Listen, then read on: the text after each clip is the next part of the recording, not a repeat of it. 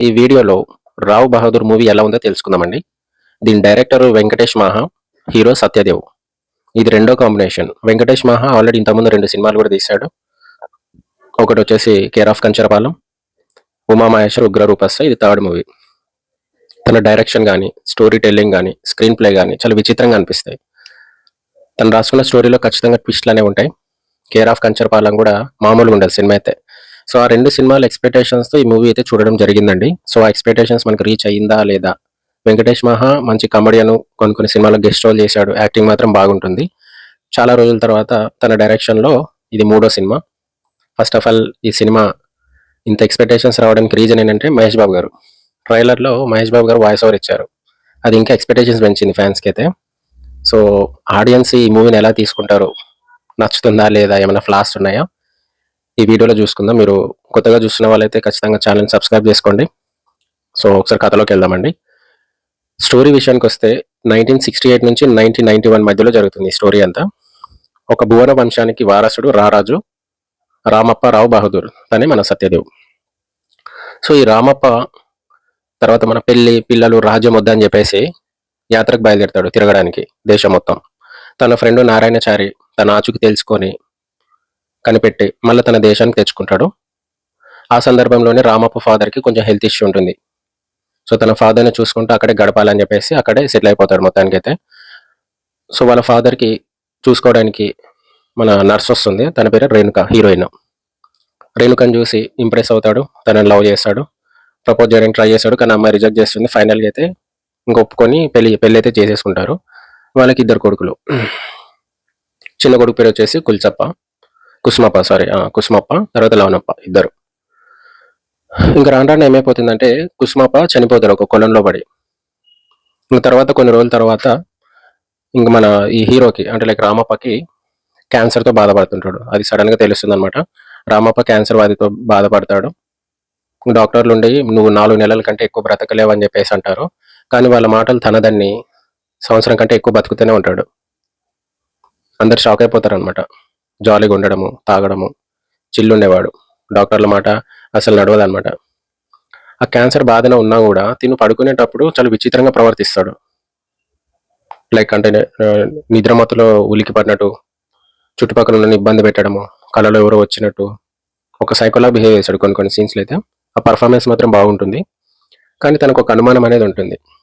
చిన్న కొడుకు నా వల్లనే చనిపోయాడు. ఇంతకు నాకైనా పుట్టిందని ఒక అనుమానం అనేది ఉంటుంది. ఈ స్టోరీ మొత్తం అనుమానం అనే చుట్టే తిరుగుతుందండి. ఇంకా అప్పటినుంచి రేణుక అండ్ రామప్ప విడివిడిగా ఉంటారు వేరే వేరే గదుల్లో. తిను మాత్రం ఆ అనుమానం నిజమేనా కాదా అని చెప్పేసి ఎండింగ్ వరకు ఈ ట్విస్ట్ అనేది అలాగే మెయింటైన్ చేస్తారు. సో, మిగతా స్టోరీ అంతా దీని చుట్టే తిరుగుతుందండి. మనిషి బ్రతకడానికి గాలి, నీరు, ఆహారం ఎలాగానో పగ కూడా అలాంటిదే. కొన్ని సినిమాల్లో చూసింటాం. ఇక్కడ పగ బదులు అనుమానం అనేది ఉంటుంది. సో, అనుమానం అనేది ఈ రామప్పని బ్రతికిస్తూ వస్తుందనమాట. సో, ఫైనల్‌గా ఆ అనుమానం అనేది నిజమైందా? అసలు రామప్ప ఫ్లాష్ బ్యాక్ ఏంటి? తన కొడుకు కుసుమప్ప ఎలా చనిపోయాడు? నిజంగా తన కొడుకు తిన వల్ల పుట్టలేదా? అని కొన్ని అనుమానాలుంటాయి. అనుమానాలు నిజమేనా కాదా అనేది సెకండ్ హాఫ్‌లో జరుగుతుంది. అది మీరు మూవీ చూసి తెలుసుకోవాలండి. నేను కొన్ని స్పాయిలర్స్ అనేవి రివీల్ చేయట్లేదు. మీకు అందరికి అర్థం కావాలని నేను స్లోగా చెప్తున్నాను. సో, యాక్టింగ్ విషయానికొస్తే సత్యదేవ్ కోసం ఈ సినిమా చూడొచ్చండి. ప్రతి సీన్‌లో కూడా సత్యదేవ్ డామినేషన్ అనమాట. కొన్ని కొన్ని క్యారెక్టర్స్ ఉన్నా కూడా ప్రతి ఒక్క క్యారెక్టర్‌కి కూడా న్యాయం పోశారు వెంకటేష్ మాహా గారు. మంచిగా రాసుకున్నారు స్క్రిప్ట్‌లయితే. ఆ విజువల్స్ సూపర్ ఉంటాయండి దీంట్లో. అంటే ఎక్కడ గాని ఆర్టిఫిషియల్‌గా అనిపియవు. ఆ డైరెక్షన్ గాని, స్క్రీన్ ప్రెజెన్స్ గాని కొన్ని చోట్ల ఫస్ట్ హాఫ్ మొత్తం అంటే లిటిల్ బిట్ కొంచెం లాగ్ అనిపిస్తుంది. ఎందుకంటే కొన్ని క్యారెక్టర్ ఇంట్రడక్షన్ వల్ల కొంచెం లాగ్ కనపడుతుంది మూవీ అయితే. ఇంటర్వెల్ వరకి కొంచెం పేషెన్స్ టెస్ట్ చేస్తాడు ఆడియన్స్ అయితే. సెకండ్ హాఫ్ నుంచి ఇంకా స్టోరీలోకి వెళ్ళిపోతుందండి మెల్లగా. లాస్ట్ 40 మినిట్స్ అయితే సినిమాకి బలం అని చెప్పుకోవాలి. మధ్యలో వచ్చిన క్యారెక్టర్స్ ప్రతి ఒక్కరికి కూడా న్యాయం పోశారండి యాక్టింగ్ విషయంలో. ఫైనల్ ట్విస్ట్ బాగుంటుంది. కానీ ఇది ఒక ఎక్స్పెరిమెంటల్ మూవీ అండి. అంటే ఒక సైకో థ్రిల్లర్ మూవీ టైప్ అనమాట. వన్ మ్యాన్ షో అని చెప్పుకోవచ్చు సత్యదేవ్‌ది అయితే. మొత్తానికైతే న్యాయం చేశాడండి సత్యదేవ్. బ్లాక్ బస్టర్ హిట్ అనుకోవచ్చు మూవీ అయితే. అంటే అందరికి నచ్చదండి నాకు తెలిసి. అంటే అంత తొందరగా ఎక్కదు మూవీ అయితే. ఒక సెకండ్ టైమ్, 3 టైమ్ చూస్తే మూవీ నచ్చుతుంది. బట్ అందరి ఆడియన్స్‌కి అయితే నచ్చదు మూవీ అయితే. సో, ప్లస్ విషయానికొస్తే స్టోరీ లైను సత్యదేవ్ ఒక 2 సాంగ్స్ బాగుంటాయి మూవీలో అయితే. అండ్ నారాయణాచారి యాక్టింగ్ బాగుంటుంది ఈ మూవీలో. లాస్ట్ 30 మినిట్స్ ప్లస్ అండి మూవీకి. ఇంకా మైనస్ విషయానికొస్తే లాగ్ అండి. ఫస్ట్ హాఫ్ మొత్తం లాగ్. సెకండ్ హాఫ్ మొత్తం పుంజుకుంటుంది, బాగానే ఉంటుంది, పర్వాలేదు. ఇంకా కొన్ని సాంగ్స్ అండి, కొన్ని సాంగ్స్ అంటే అన్నెసెసరీ పెట్టినట్టు అనిపిస్తుంది. ఈ లాగ్‌కి ప్లస్ ఆ సాంగ్‌కి కొంచెం నసపుడుతుంది అప్పుడప్పుడు. అంటే థ్రిల్ అవ్వరండి జనాలైతే. ఫైనల్‌గా నేను ఓవరాల్‌గా రివ్యూ ద్వారా చెప్పేదేందంటే, ఏదో మిస్ అయిన ఫీలొస్తుంది. అంటే మనం మూవీ చూస్తున్నంత వరకు ఏదో పెద్దగా ఎక్స్‌పెక్ట్ జేస్తున్నాం, అంటే ఏదో జరగబోతుంది అనుకునేలోపు ఆ ఎక్స్‌పెక్టేషన్స్ లో అవ్వడము. అప్ అండ్ డౌన్ ఉంటాయి ప్రతి మూవీలో గూడా. ఈ మూవీలో గూడా నేను అలానే అనుకున్నానండి. అంటే కొన్ని ఎక్స్‌పెక్టేషన్స్ పెట్టుకున్నాను. 'కేర్ ఆఫ్ కంచరపాలెం' మనం అన్‌ఎక్స్‌పెక్టెడ్‌గా ఎళ్ళిపోతుంది మూవీలోకి. ఇందులో అంత తొందరగా క్లిక్ అవ్వలేమనమాట. ఒకసారి బాగుందంటున్నావు, ఒకసారి బాలేదంటున్నావు, ఒకసారి బ్లాక్ బస్టర్ అంటున్నావు. ఇంతకి సినిమా ఎలా ఉందని జెప్పేసి కొంతమంది డౌటొస్తుంది. ఒక న్యూట్రల్ ఆడియన్స్‌గా మీకు చెప్పేదేందంటే హ్మ్. అబోవ్ యావరేజ్ అండి. నచ్చుతుంది సినిమా అయితే ఖచ్చితంగా. బట్ అన్ని వర్గాల వరకు నచ్చదు. అది పాయింట్. కొంతమందికైతే ఎక్కదు. నెగటివిటీ అయితే స్ప్రెడ్ చేయకండి మూవీకి. థియేటర్‌లో చూసి మీ ఒపీనియన్ చెప్పండి. ఇప్పుడు కూడా ఈ రివ్యూ ఎందుకు చేస్తున్నానంటే నా ఒపీనియన్ మీతో షేర్ చేసుకుందామని చెప్పేసి.